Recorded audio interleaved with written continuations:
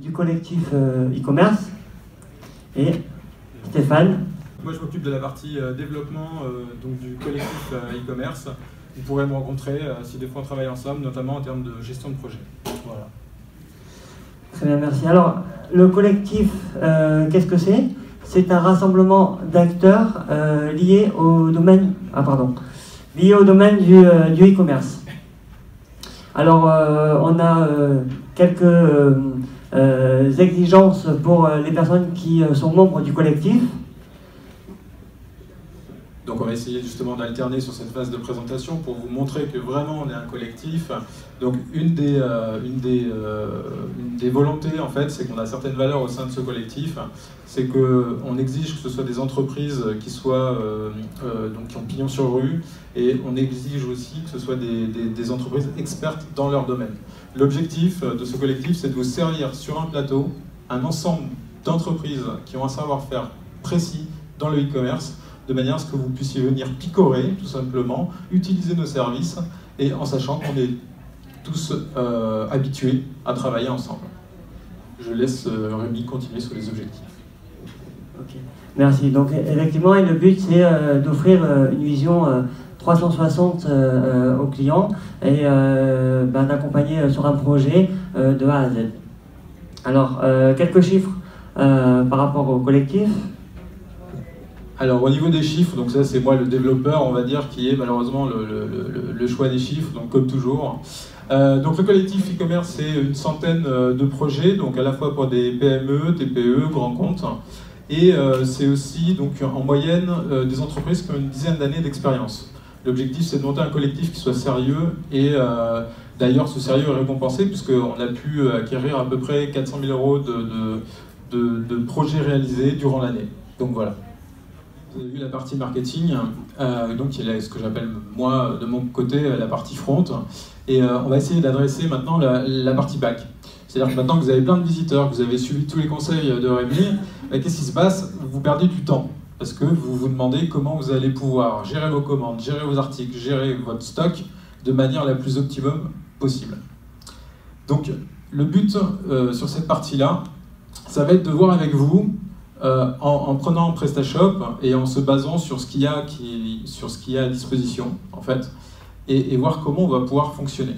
Alors, je vais essayer de n'aborder aucun thème technique, histoire de vous rassurer. On va essayer de voir comment on réfléchit pour synchroniser ces données et quelle est la bonne méthode. Mon but va être de donner des astuces et une méthode pour justement mieux appréhender l'automatisation avec vos ERP. Donc, aujourd'hui, dans un site e-commerce, on dispose d'entités, ce qu'on appelle donc des groupes. On va avoir des commandes, les factures, les bons de livraison, les stocks, les articles, les catégories, les clients, etc. et plein d'autres. L'erreur que font certains de nos clients qui viennent nous voir, ils disent moi je veux synchroniser mes articles, je veux synchroniser mes commandes. Alors, dans l'ordre, c'est d'abord je veux synchroniser mes commandes, je veux synchroniser mes factures, je veux synchroniser mes bons de livraison, mes stocks, etc. Donc, la deuxième chose, c'est qu'en principe, un client, il vient, soit il vous dit « je veux tout synchroniser », soit « je veux une petite partie », soit « je veux rien ». En fait, on va essayer de voir comment arbitrer l'ensemble de ces points-là, et essayer de déterminer comment fonctionne une synchronisation, et quels vont être les meilleurs moyens que vous allez pouvoir mettre en place pour synchroniser vos données. Et au final, il y a très peu de techniques, parce que la synchronisation, c'est plutôt une histoire d'humain, bizarrement. Donc là, vous voyez deux fiches produits. Donc une fiche produit à gauche, qui est la fiche produit du site Direct Filet, dont la cliente est présente dans la salle. Et ensuite, à droite, vous avez la fiche client, la fiche article, pardon, de la société Ricard pour qui nous travaillons.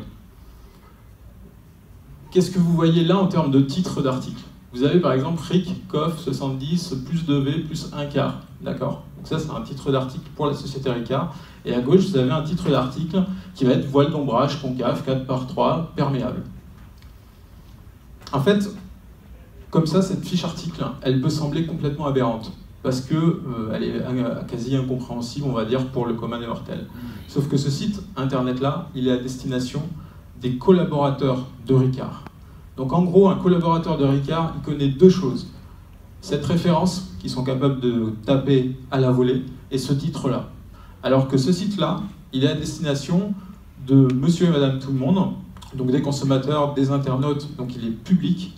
Et donc là, on est plutôt sur une fiche article qui est travaillée pour le référencement, pour son contenu. Ça, c'est quelque chose qui est primordial, parce que vous allez voir qu'autour de cette fiche article, c'est elle qui va vous déterminer comment vous allez devoir faire votre synchronisation. Alors pourquoi je suis parti sur la fiche article? C'est parce que la fiche article, c'est de loin le plus compliqué. Parce que les commandes, par exemple, ça pourrait être plus simple. Mais la fiche article, c'est vraiment un élément, il y a beaucoup de questions à se poser. Donc là, j'ai fait ce slide-là volontairement fouillis. Parce qu'en fait, aujourd'hui, normalement, quand vous dites « je veux synchroniser mes articles », bon, bah, vous dites on va récupérer mon image, mon titre, ma référence, ma description, etc. Puis on va tout récupérer de... Là se commence la première question. De quoi? Donc de votre ERP, donc de votre système d'informatique, de votre CRM, d'autres outils. Donc ça, déjà, ça va être la première des questions. La première des questions, ça va être de vous demander où est-ce que je récupère mon information. Mais vous verrez que derrière, il y a une autre question qui est un petit peu plus importante. Donc, on va récupérer, donc, en l'occurrence, pour ce cas-là, on récupère l'information directement de l'ERP. Ensuite, pour le cas qui est au-dessus, en fait, l'information, elle n'est pas récupérée de l'ERP. Quel est le sens, pourquoi ne pas récupérer toutes les informations de l'ERP? En fait, la question, ça va être qui s'occupe et éventuellement à qui est destinée l'information. Parce que, typiquement, le titre d'un article, dans ce site-là, il est destiné aux collaborateurs de la société Ricard. Pour la fiche article dessus, il est destiné... Est-ce que pour vous, il est destiné aux acheteurs, le titre? Qui pense que oui? Qui pense que le titre d'un article est destiné aux collaborateurs, enfin aux internautes? Globalement, vous pensez. Mais pas que, exactement. Et en fait, le vrai destinataire d'un titre, c'est la personne qui va s'occuper de votre référencement.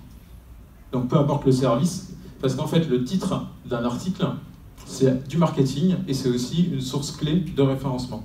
Et donc, quand vous synchronisez des données, il faut se poser la question de où est-ce que je prends l'information. Et l'autre question, c'est de se dire à qui elle est destinée. Donc pareil, par exemple, si vous avez un cas un peu plus flou, on va dire, ce sont les images des articles. Alors, à aujourd'hui, dans un ERP, on va dire plutôt simple, ou un outil qui gère des devis, des factures, il est même rare qu'on ait les images des articles dedans. Parce qu'en fait, c'est un outil qui sert à faire des devis, des factures. Sur un devis, une facture, on a rarement la photo d'un article. Donc typiquement, on va avoir la même problématique, et la solution qu'on va adopter, c'est de dire qui va gérer mon image. Bah, au final, ça va être mon service marketing, par exemple, toujours. Et en fait, est-ce qu'on la récupère? Pas du tout. Et on va leur laisser gérer l'image de l'article directement par le back-office de PrestaShop. Donc, quand vous voulez, si vous souhaitez faire des synchronisations, ne pensez pas en global, pensez en précis et surtout pensez en usage. Parce que la vraie question, c'est qui va recevoir l'information, qui va la consulter, et l'autre information, enfin l'autre chose, c'est d'où est-ce que je vais la prendre et qui va la modifier. Donc, j'ai deux conseils au niveau de l'automatisation et de la synchronisation. Le premier, c'est un petit peu comme une course. Vous n'allez pas courir un marathon si vous n'êtes jamais entraîné.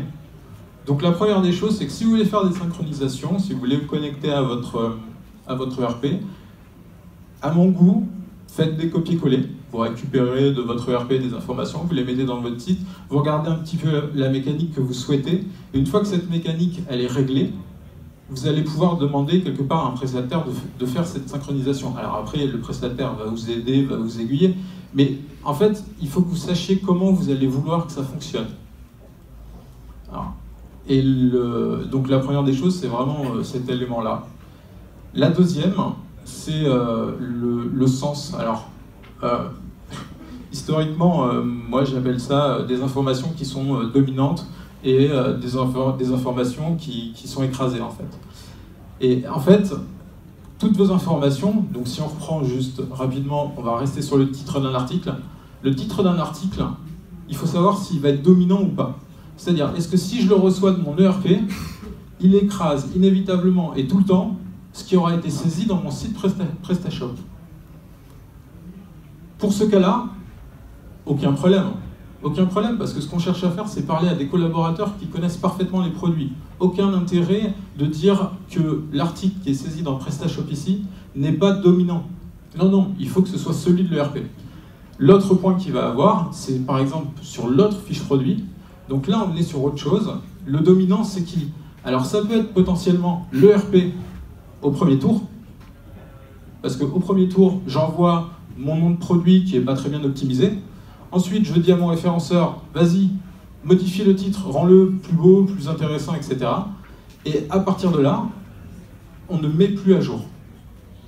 Donc on peut avoir aussi ce genre de mécanisme, mais si vous voulez que votre synchronisation soit pérenne et qu'elle dure dans le temps, essayez d'avoir des mécanismes qui soient les plus simples possibles.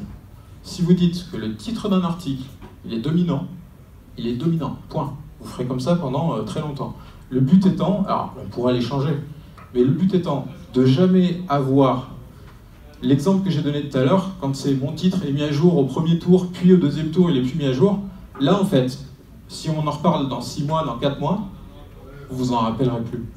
Donc essayez d'avoir des mécanismes pour des synchronisations qui soient toujours simples, cohérents, et que vous puissiez éventuellement vous rappeler tout le temps, parce que ça vous servira au fur et à mesure du temps.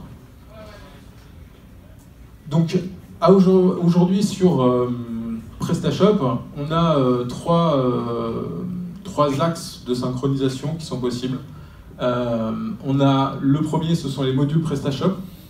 Alors je ne suis pas rentré dans les détails parce que le détail, ça serait en fonction de si vous avez un Sage, si vous avez un OpenBravo, si vous avez d'autres ERP. L'avantage des modules PrestaShop, c'est simple. C'est que c'est standard. Donc, comme c'est du standard, vous l'installez, ça fonctionne. L'inconvénient, c'est que c'est du standard. Et si vous avez un site e-commerce qui fonctionne bien, c'est parce que vous avez une valeur ajoutée, c'est parce que vous avez un ensemble d'éléments différenciants. Vous avez un ensemble d'éléments différenciants, donc du coup, à un moment ou à un autre, ça va être bloquant pour vous, au niveau des modules. Mais ça peut être un bon moyen de commencer, c'est un moyen de mieux comprendre comment tout ça va fonctionner. Le deuxième, alors là, excusez-moi, je dérive un peu, des API REST, donc là je me suis permis le petit mot technique, le petit passage rapide.